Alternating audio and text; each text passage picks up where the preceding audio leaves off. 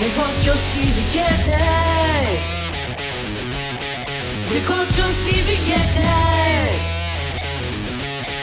Negocios y billetes. Hola, hola, hola, hola, gente linda. Muy buenos días allí donde estés. Días, tardes, noches, ¿cómo es, Nico? ¿Todas las anteriores? Todas las anteriores. Un nuevo capítulo de Negocios y Billetes. ¿Desde dónde? Desde nuestra sede oficial, desde Ristorante Italissimo. Mangia tutto che ti fa bene il tucco la nonna. San Martín, Capisci? 127. Benvenuto. Un rinconcito de Italia en el centro de Santiago. Un rinconcito que ya empieza a ser una manzana entera. O sea, aquí Un negocio inmobiliario el rinconcito va creciendo, va creciendo. ¿Cómo ha estado la semana, señor Martínez? Muy buena, muy buena. Esperemos que mejore. Estamos esperando que conteste Binder. Es ahí un buen cliente. Muy bien, mucho potencial, mucho crecimiento. Así que espero que pueda contar con nuestra asesoría, tanto J Mentoring como Sur Consulting, prontamente. Yes. ¿De qué vamos a hablar hoy? ¿De qué vamos a conversar? Yo creo que es un tema que siempre se ha dicho, ¿no? Que ni con la familia ni con los amigos. Y no solo hablamos de no hacer negocios, sino de no hacer sociedades. Que no hay unas expresiones más fuertes para decir eso. Pero no comas donde va al baño, sería una traducción más elegante. Mi santo padre siempre decía, no metasla donde tengas la olla. Son expresiones muy didácticas, muy gráficas. Eso, muy gráficas. Pero es cierto, ¿no? Pueden ser muy vulgares y más de uno nos va a retar y va a decir, ¿pero cómo dicen eso? ¿Pero cómo? Pero al final es una manera muy gráfica de ejemplarizar lo que no hay que hacer o lo que si decides hacerlo sabes que corres un riesgo de que puedes echar a perder tanto la relación con tu amigo como la relación con tu pareja, ¿no? Tiene sus partes buenas y sus partes malas, como todo, tiene cosas positivas y cosas negativas, que es un poquito de lo que vamos a hablar hoy, ¿no? De qué es lo bueno y lo malo de tener socios, ya sean amigos, ya sean pareja, ya sean familiares o sean personas que no tienen nada que ver, pero decidimos incorporar a la sociedad por una manera o de otra. Así es. O sea, creo que hay que tener ahí sumo cuidado con quién se va incorporando realmente y por qué habilidades. Yo he tenido experiencias bien mixtas y mi socio en mi otra consultora, en Blue Sea Advisors, una vez me dijo, mira, si una persona no contribuye el capital, y nos pasaba con una clienta bien recientemente que conversábamos esto, ya no comparte el riesgo que tú tienes. Entonces tú puedes tener gente muy talentosa, muy específica en ciertas cosas, contrátala. No la hagas socio, eso es, o socias. Esa es una parte muy difícil o importante quizás, sobre todo que cuando uno va escalando en el organigrama de una empresa, también tiene que considerar que para retener al talento probablemente lo tenga que hacer participar de la sociedad. Porque si no, el techo es cercano. Entonces puede ser que de repente se tenga que hacer así, o la decisión es como ya no tengo más crecimiento y no voy a participar en la sociedad, voy a tener una fuga de talento. Entonces es bien importante en qué te contribuye un socio, porque un socio, tal como decíamos al principio, que puede ser gente muy cercano, puede dejarla embarrada. O sea, nosotros aquí, uno de nuestros primeros clientes, un gran amigo, Camilo, que tenía una academia de tenis con su profesor de tenis. Yo en verdad creo que bueno, ya ni siquiera son clientes, esto es una historia trágica, así que en realidad no tenemos que guardar ningún nombre aquí. Era socio con Mike y Mike ahora está demandado por estafa y fue una cosa terrible porque yo, como le decía a mi amigo Camilo, oye, mira, aquí no me cuadra. Entonces nosotros les dábamos muchas métricas financieras que era como, mira, tú estás haciendo clases de 1 persona y media, porque los ingresos llegaban a otra parte, él transfería cierta plata, entonces nosotros veíamos, decía, qué raro, hiciste estas clases y le hiciste con 1,5, es imposible, porque si una clase tiene 2 personas mínimo o no se dictan clases de una persona. Entonces yo le decía, mira, ahora no, tus números deben estar malos. 1 mes, 2 meses, 3 meses. Y le decía, no veo, mira, yo aquí tengo toda la estadística. O entonces falta plata por transferir que le dieron a él y no la transfirió a la cuenta de empresa. O no le estás cobrando al club, nos dimos la vuelta. Y en realidad como 5 meses, 6 meses. De que le dije, mira, con una mano en el corazón, Mike te está robando. Y aquí estamos, hay una denuncia en las redes sociales y todo. Y una cosa bien terrible, porque como él me decía, es imposible. Yo soy el padrino de su hijo. Bueno, para eso me pagan a mí. Además de ser tú muy amigo también, mira, esto es lo que dicen los números. Aquí esto es un hecho, no es una opinión. Si tú no haces clases de 1 hora y media, entonces aquí falta plata. Un desastre. Todavía nos deben una factura. Y al final no olvidemos que el dinero solo sabe de bolsillos.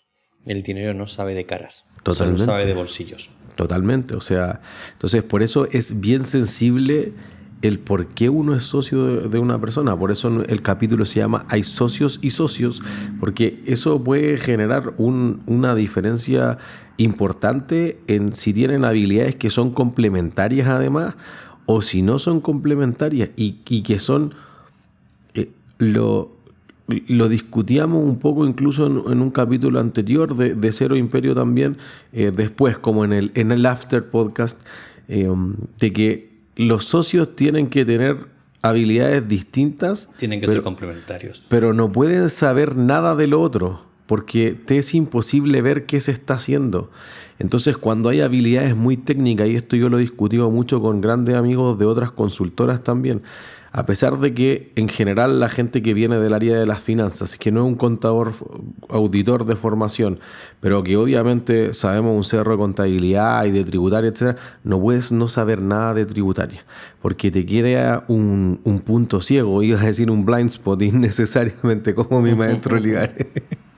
Entonces iba a decir un punto ciego en el que tú no puedes saber, y puede ser que esto te dedique 200.000 horas o 0 horas. Y nos pasaba un poco, estaba hablando con el gerente de finanzas, unos clientes que en la tarde estuvimos con él y que quizás mañana estén venidos con nosotros. Me decía, mi socio cree que yo trabajo muy poco y yo creo que mi socio trabaja muy poco. Entonces yo le dije, mira, cuando la empresa te da 2 o 3 palitos, atájalo al tiro, porque cuando te dé 10 el problema solo va a crecer y esto va a empezar a ser como una bola de nieve, porque en verdad tú me vi 10 meses en lo que tú no haces nada, pero tú creís que yo no hago nada y entonces esto solamente se va a extremar. Entonces tener socio es una cosa muy selectiva y tiene que haber una transparencia muy grande también, que en el fondo creo, modestia aparte, que cuando uno tiene un asesor que es un dueño de la empresa, es distinto, porque cuando ustedes me preguntaban, oye, a pesar de que con la Ale no nos juntamos toda la semana y no sé, no nos hemos visto más de 25 veces en la vida en vivo y en directo, decía como, oye, son como habla con cariño de ti o muy cercana, claro, porque en esa como que el otro dueño de empresa es un socio que participa cero en tu sociedad, pero yo voy y digo, estamos perdiendo plata en nuestra empresa, no es tu empresa, a pesar de que yo participe el 0% en Reindor o en Nissan Chile o en cualquiera otro de nuestros clientes muy significativos. Entonces creo que ahí el socio, aparte de participar en la sociedad, que para eso vamos a tener otro capítulo totalmente con un maestro, con el Nico García, con el que tú has dicho 2 jueves seguidos que hace este podcast.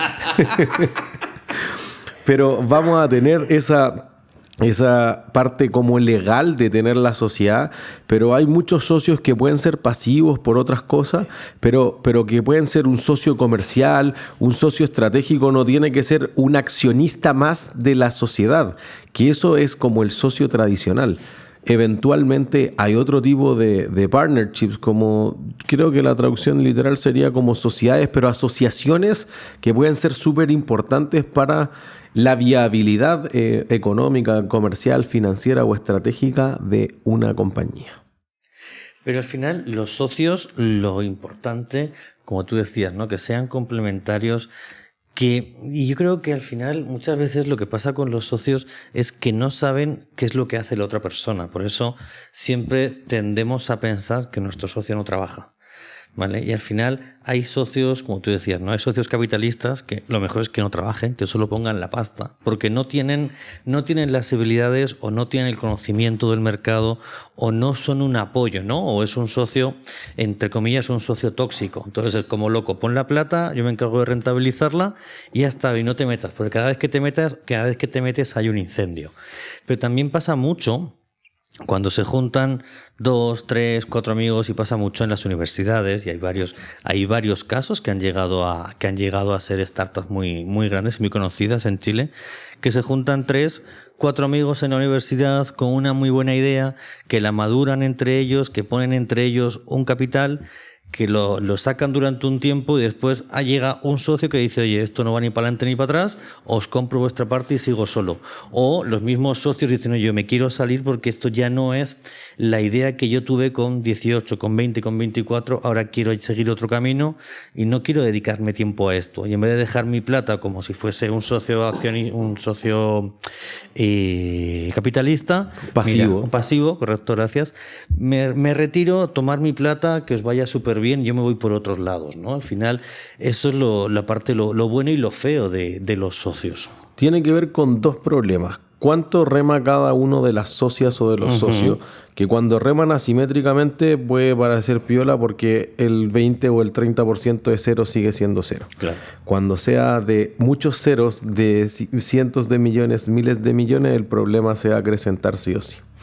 Y lo segundo es que esos socios, a pesar de que evolucionen con el tiempo, quizás ya no tienen esa misma visión de la compañía. Entonces, además del esfuerzo que tengan, es el socio que tú necesitas en una etapa de la compañía que es distinto al socio que necesitabas cuando era un sueño, un startup, o tiene las habilidades que no hacen el match con lo que la compañía necesita hoy día. Que además puede ser que no todos los socios les gustan ser pasivos. Hay muchos socios que ponen los contactos. Un socio pasivo, quiero decir además, y después podemos discutir mucho sobre Smart Capital, pero un socio pasivo, así como pongo la plata y me voy, es bien difícil. Sobre todo en los startups que tienen financiamiento más complicado, porque el banco es un socio pasivo en el fondo. Sí. Sobre todo uno dice, oye, es que aquí en Chile no. Pero pensemos que en Japón los bancos generalmente dan un préstamo y además participan en el equity. Están en las 2 puntas del financiamiento. Entonces, en realidad tú dices, oye, pone la plata y chao. Está bien. Pero en general en una startup, la gente que va a rondas de inversión, etcétera, pone plata y además se quiere asegurar de que su plata se mande 1 por 2, 1 por 5, 1 por 10. Quieren tener un tanto de gestión o de control, claro, más que de gestión. Y de poner los contactos quizás, o sea, voy a decir que es pasivo todavía, pero mira, júntate con estas 5 personas, yo voy a ir a almorzar, pero no me hagan hacer proyecciones, ni escoger los productos, ni los servicios, ni hacer pricing, nada, pero aquí está mi networking. Es un socio lobista 100%. Totalmente. O sea, por eso que decíamos, ¿no? Que cada socio tiene que tener claro cuál es el aporte a la compañía y cuál es el tiempo, como tú bien decías, ¿no? Los socios no siempre son para toda la vida. No. De hecho, en las grandes empresas los socios entran y salen, se compran, se participan, ¿vale? Y hay industrias que están más acostumbradas a tener socios, como la industria de los abogados, por ejemplo, que tienen los socios, los asociados, los socios de segundo. Las consultoras también se estiran, ¿vale? En la Big Four. ¿Vale? Y hay empresas que no tienen este formato de tener tantos socios, ¿vale? Porque al final, cuando tú hablas de socio, siempre tiene que tener como esa voz de mando. Y lo que volvemos a reiterarlo, ¿no? El socio no siempre tiene que tener voz de mando. Total, o sea, por eso que un socio suena como alguien que va a colaborar más que solo su capital. Por eso que es como un accionista activo. En realidad, cuando uno habla de un accionista, parece ser más un socio capitalista o pasivo. Y entonces, por eso decíamos, oye, hay gente que no se va a sentir tranquilo, o alguien que sí. Por ejemplo, se estila mucho en los inversionistas institucionales, los fondos de pensiones, los hedge funds, las compañías de seguro, etcétera, que en algunas partes del mundo son inversionistas pasivos porque saben que el resto de los accionistas ya hacen lo que ellos deberían hacer. No necesito colocar a alguien en un sillón. Ya trabajan. Que trabaja, ya funciona esto. Pero, por ejemplo, BlackRock, que es el mayor administrador de activos en el mundo, que tiene algo así como 11 trillions u 11 billones de dólares estadounidenses en español, bajo administración tiende a tomar participaciones, que es algo no habitual, pero se ha vuelto el número 1 en gestión de fondos en el mundo, no habitual, de tomar participaciones activas, 7%, 10%, que te permita escoger una silla del directorio. Y entonces ahí empiezo a meter mis ideas, que mi política de dividendo, que mi estructura de capital, que si quiero un negocio más agresivo, achicarse en ciertos sectores, etcétera, más que quizá un fondo mutuo tradicional que compra el 1 o 2% de las acciones, que no le permite hacer nada, que van a hacer un saludo a la bandera a la junta accionista, y eso que sí es mucho más pasivo. Y por eso que a pesar de que en general en finanzas sobre todo se habla de las inversiones pasivas o de los fondos pasivos como una inversión en lo que uno hace buy and hold, como que compra y espera como que flote con el mercado porque está ampliamente diversificado, más que una estrategia activa de comprar, vender, meter la cuchara, etcétera. Entonces se ha ido cambiando eso como un modelo intermedio. No participo en el 80% de la sociedad, pero sí quiero tomar decisiones estratégicas que sean influyentes en el retorno de largo plazo de esa inversión. Y justamente eso es lo que se llama el Smart Capital. El Smart Capital es que tú vas a poner 100 millones, no me sirve. Tú tenés que poner 100 millones, 200 contactos, la apertura en 3 mercados y dedicarle 50 horas al mes a esta cuestión, o aquí no funciona. Entonces, por eso, no sé, hay programas que sirven mucho para los emprendedores, Shark Tank. Y uno se fija que en general los mentores de Shark Tank van a poner plata, podrían poner plata en todos los negocios si en teoría ya están prefiltrados y todos son negocios rentables, pero hay muchos que dicen, oye, mi experiencia en marketing, y aquí tú lo que necesitas es explotar la logística, y como mi expertise no es la logística, yo voy a evadir poner plata en tu empresa porque no tengo nada más que aportarte que la plata. Mi plata es igual que la plata del banco o la plata del tiburón, en ese caso, de al lado, o la tiburona. Entonces, creo que hacia allá va el Smart Capital, como yo contribuyo con conocimiento, con know-how, con expertise, con contactos, además de solo colocar la plata. Yo te iba a preguntar, estaba pensando que hubo un tiempo en el que estaban muy de moda, sobre todo en Estados Unidos y México, estos programas de los shark, ¿no? De los tiburones. Uh-huh. Desde tu visión como economista, como asesor financiero, ¿qué te parecen este tipo de socios? Porque yo tengo la mía, como estratégicamente yo tengo la mía, pero tú como financieramente, ¿cómo lo ves también para que la gente entienda un poquito que no es solo todo lo que reluce? O sea, yo creo que hay grandes casos de eso. Honestamente, creo que a nosotros, como en la universidad, nos toca a veces, nos invitan a los comités. Hay estudiantes que tienen su curso de emprendimiento, que eso puede ser un negocio ampliamente rentable. Greenglass salió del curso de emprendimiento, es una gran empresa. Entonces, también, bueno, en otros cursos, Orionex, por ejemplo, un exchange de criptomonedas, también salió el último año. Entonces, te invitan a evaluar eso, y generalmente yo diría que depende del director o el profesor coordinador de esos cursos, pero los profesores de emprendimiento son como unos artistas de los negocios en el fondo. No le va a decir, oye, pero el ROI no me da, el payback es muy largo, su estrategia de la disección del revenue, de no sé, de eso, con ese inventario no le alcanza, no le van a cuestionar cifras duras de un negocio. Entonces, como que, claro, traigamos a los de finanzas para que pongan la pelota en el piso, porque en el fondo, si no, esto es cualquier cosa. Entonces, yo he planteado varias veces en estos casos como sería interesante hacer como un Shark Tank Chile, porque creo que en ese caso, si están bien elegidos los mentores, el mentor puede contribuir tanto o más que la plata, porque si tú ya lo viste, tú podrías hacer un crowdfunding. O sea, si yo veo un capítulo y le pongo, oye, que el que creyó en esto, aquí está su link de Kickstarter. Perdón, ¿hemos explicado qué es crowdfunding? No. Crowdfunding es como que yo diga, oye, yo voy a crear el primer viaje tripulado a Júpiter y necesitamos levantar 50 palos verdes. Solo acepto desde un palo verde y vamos a aceptar solamente 20 personas por orden de llegada. Y entonces tú abrir la cuenta y todos se ponen. Y Kickstarter es la página más famosa del mundo de financiar proyectos de ese orden. Se ocupa para investigación, desarrollo e innovación. I+D+I.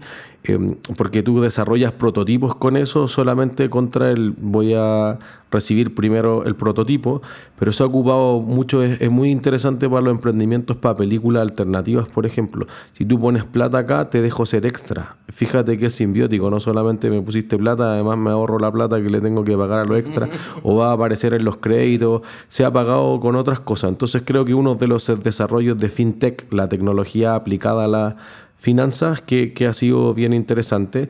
Entonces justamente tú dices, oye, si yo ya pitché el proyecto, como el elevator pitch, esta idea que te tiene que convencer mientras sube en un ascensor, de ahí viene el concepto de pitch elevator o elevator pitch.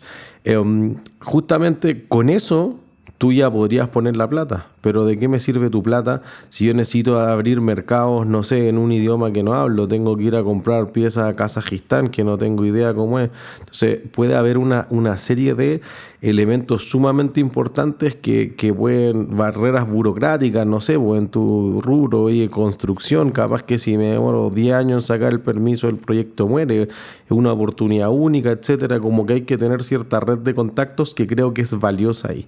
Ahora, ¿han habido otros malos mentores en Shark Tank? Claro, como en todas partes, pero al menos lo que uno ve, tampoco es que yo haya hecho un super estudio, pero en Shark Tank el socio, después podemos hablar de mi ex socio, pero nosotros siendo profesores de la Chile, nosotros hacíamos muchas tareas basadas en el socio, porque realmente el socio tenía problemas reales de, oye, la contabilidad de los inventarios, ¿qué pasa si ocupan FIFO o si ocupan costo promedio ponderado?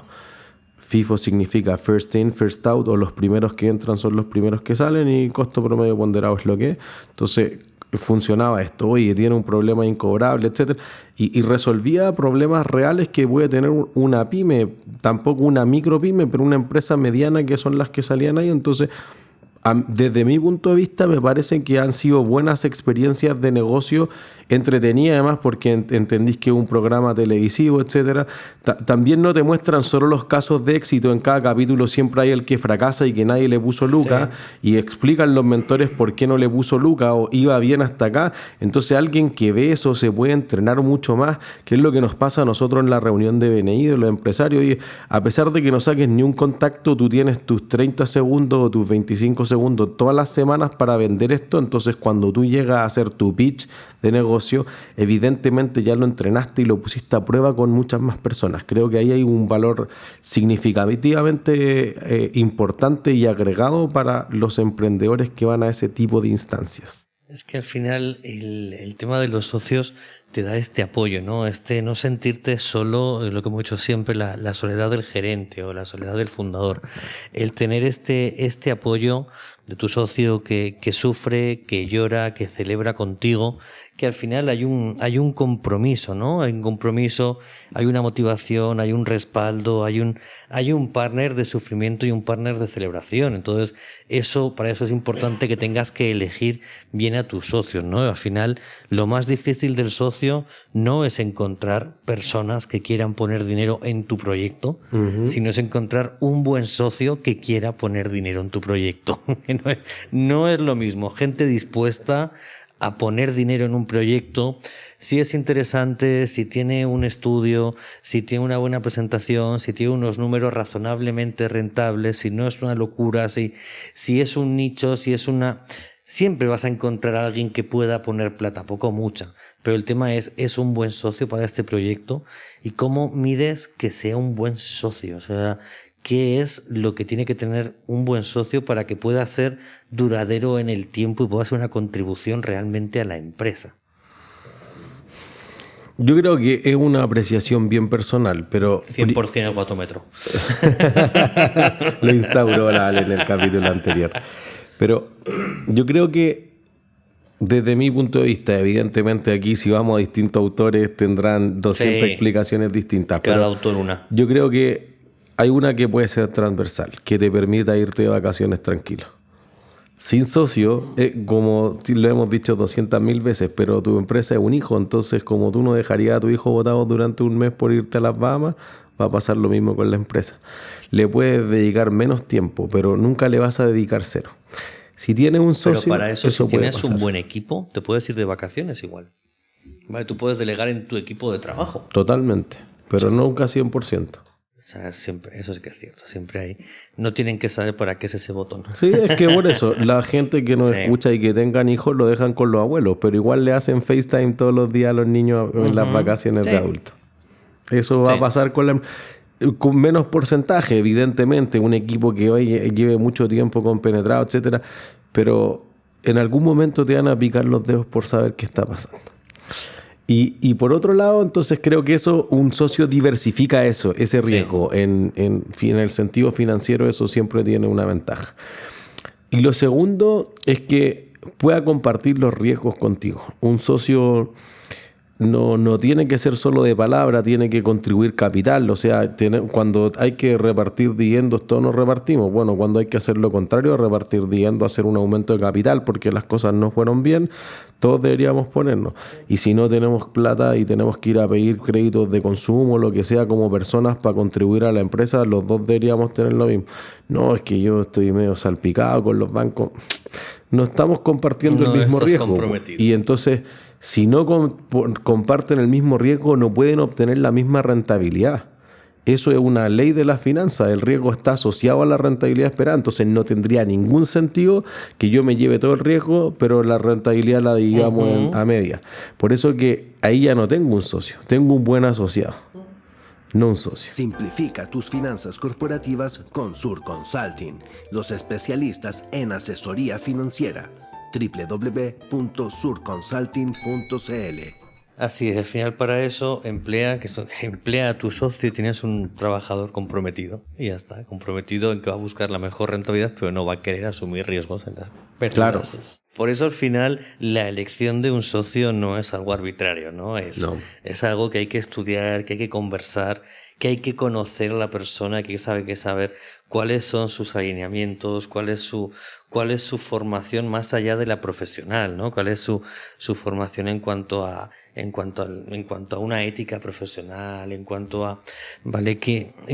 a cómo poder, o sea, tú te asociarías con qué tipo de persona o qué tipo de persona quieres para asociarse contigo, ¿no? Esas son como las dos preguntas que yo creo que hay que hacerse a la hora de salir a buscar un socio, no aceptar el primero que llegue con 2, 3 palos verdes porque te va a, sí, ok, es mucha pasta y dices, hostia, es que esto me salva.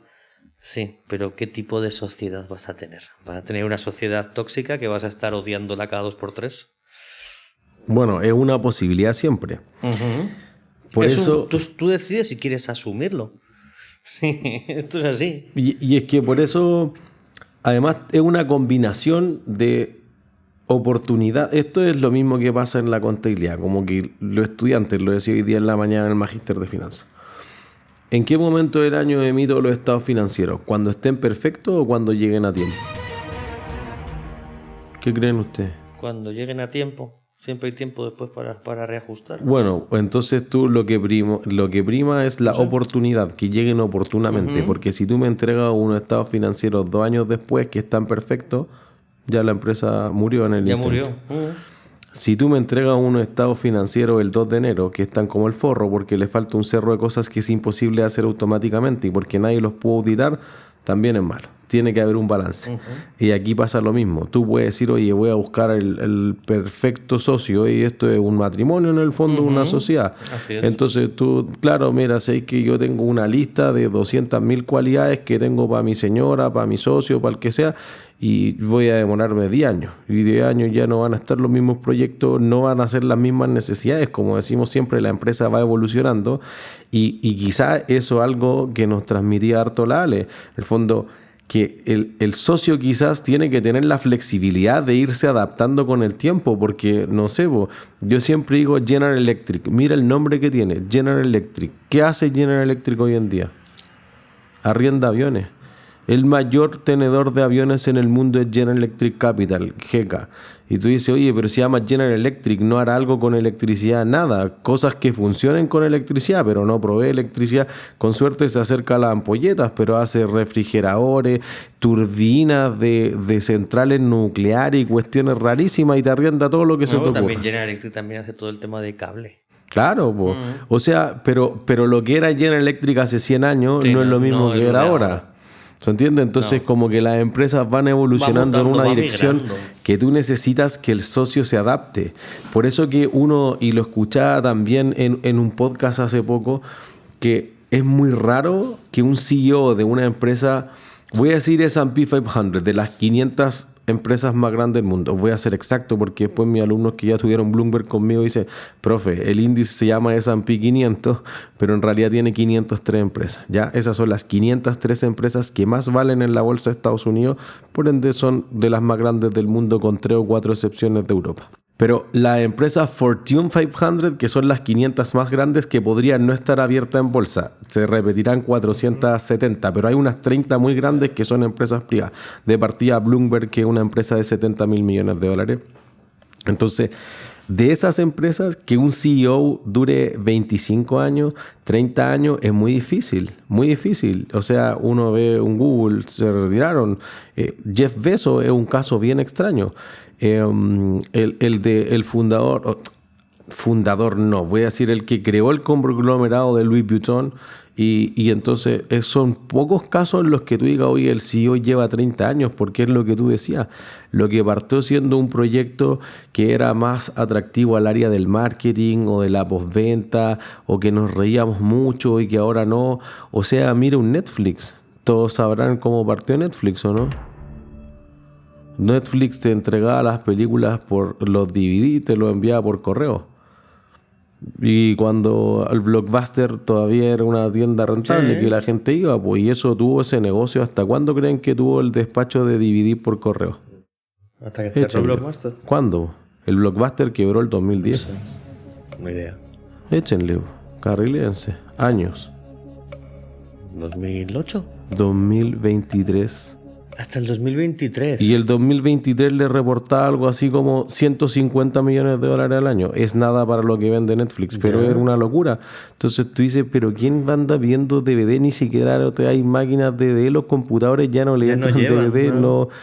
Bueno, tiene que haber habido alguien en el campo de Estados Unidos, no quiero perfilar a nadie ni discriminar a nadie, pero que le gustaba ese formato.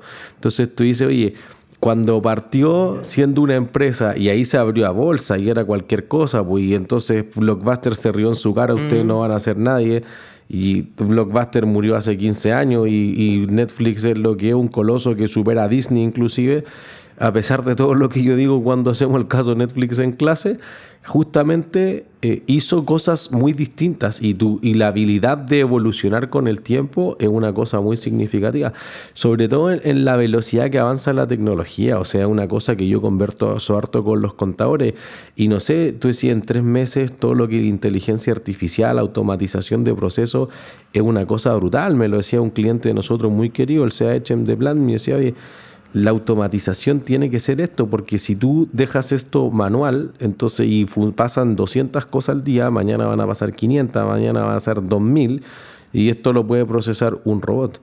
Pero si se lo deja una persona y le embarra en procesos que sean repetitivos, liquidaciones de sueldo, pago de cotizaciones, todo ese tipo de cosas. La contabilidad, evidentemente, si la contabilidad es una receta que hay que aprenderse muy bien, pero que si la gente no se adapta a eso suficientemente rápido, va a estar mal. Entonces necesitáis un socio que sea flexible, porque lo que necesitamos ahora no es lo que hay que necesitar en 10 años más, ni lo que hay que necesitar en 20 años más. Creo que ahí hay cosas claves respecto a las sociedades. Mentoría personalizada para alcanzar tus metas. J-Mentoring está para potenciar tu éxito. Así es. Y ahora lo que necesitamos es que nos pueda recomendar un libro que tenga que ver con socios y socios, con tipos de socios, cómo perfilar un socio. Hay un libro muy bueno que es The Founder's Dilemmas, de Noam Weiserman.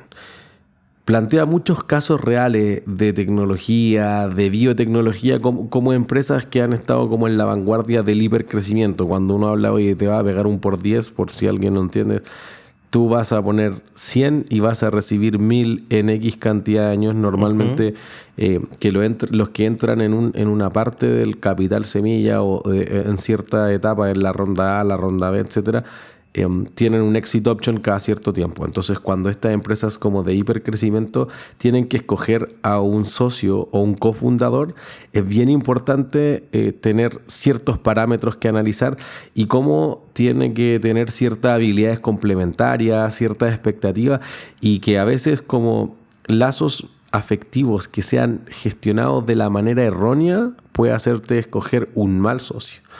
O basado en cosas que creo que no lo dijimos en el aire del capítulo anterior, pero lo hicimos en el After Podcast, como prospectos o errores que se han estigmatizado con el tiempo. Por ejemplo, cuando los fundadores de la aplicación para citas número 1 del mundo, Tinder, echaron a su fundadora porque dijeron que las mujeres en tecnología le bajaban el perfil, por decirlo de una forma elegante, al startup. Y entonces ella fue y fundó Bumble. Y una empresa que explotó financieramente. Entonces como que puede ser que tener esos sesgos te produzca errores. Entonces en The Founder's Dilemmas de Noam Weiserman te explica detalladamente con muchos ejemplos como para ponerte en la situación de cómo voy a elegir con quién cofundar una empresa, o si ya fuiste el único socio, cuántos socios o qué perfiles de socios. Como si tú vas a entrevistar a un candidato, muchas veces no se ocupa la misma rigurosidad para elegir a las o los socios, y eso puede hacer una diferencia bien significativa en el performance final de la compañía. Curioso que alguien se haya dado el tiempo de escribir y de dar todos estos tips para perfilar algo tan personal, ¿no? Como es el elegir un socio. Yo tuve un socio igual, pues J, pero otro J, no J.E. o J-Ment, que hubo un tiempo que en la empresa no se podía hablar, pues la gente decía, ponle un pito acá al Ulali, y yo decía, no, J. Bueno, ustedes se acordarán, nuestro oyente, el de Levigda, otro pito. El Miss de Venta, otro pito más, por favor, que la Caro me reta. Y después terminamos divorciados, volvimos a ser amigos, hemos hecho otra asesoría, no tan cercanos, evidentemente, porque siempre hay algo que se rompe, pero igual hemos hecho cosas juntos. Entonces uno va aprendiendo de ese tipo de experiencia. ¿Y a ti, con qué tipo de socios, no solo en los negocios, sino en cualquier otra cosa en la vida, te gusta asociarte, señor J?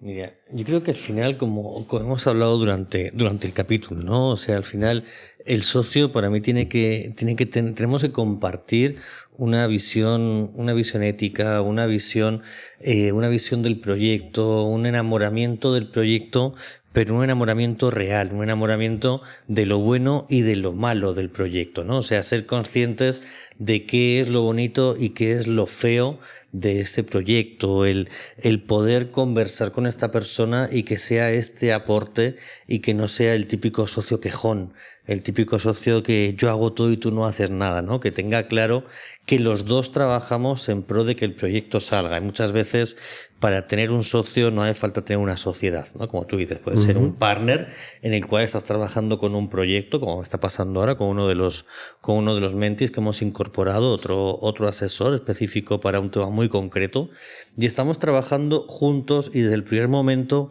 ha habido una conexión, porque la visión de cómo vemos el desarrollo de la compañía, cómo lo tenemos los dos pensado, cómo se lo hemos presentado al cliente sin conocernos, es como si yo hubiese hecho su presentación y él la mía.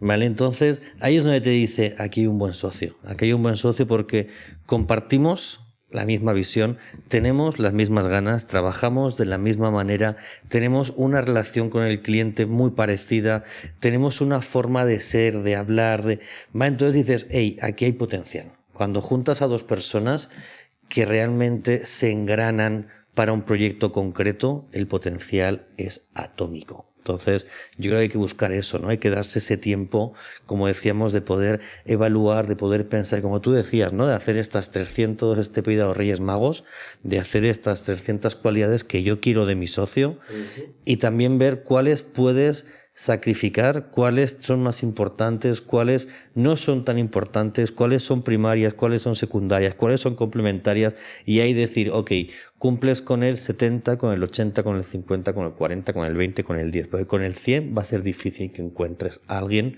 que sea el 100% de lo que quieres. Cierto. Siempre tienes que decidir qué es lo que estás dispuesto a sacrificar porque esa relación funcione. Así es. Clarísimo. Yo tengo que reconocer que hace tiempo te elegí como socio de pizzas. ¿Por qué? Porque no a todo el mundo le gusta la pizza con piña. Muy buena esa pizza. Gracias por escucharnos una semana más. Síganos en nuestras redes sociales en J-Mentoring y Sur Consulting. Chau. ¡Chao! Es que nos puedas recomendar un libro que tenga que ver con socios y socios, con tipos de socios, cómo perfilar un socio. No tengo uno en mi mente en este momento. Tienen que esperarme 15 minutos. ¿Por qué me hiciste esto, weón? ¿Vos querís que cortemos todos los capítulos ahí a más poder edición, weón? Lo decía y tener que cobrar 2 capítulos por uno, aparte con tanta edición.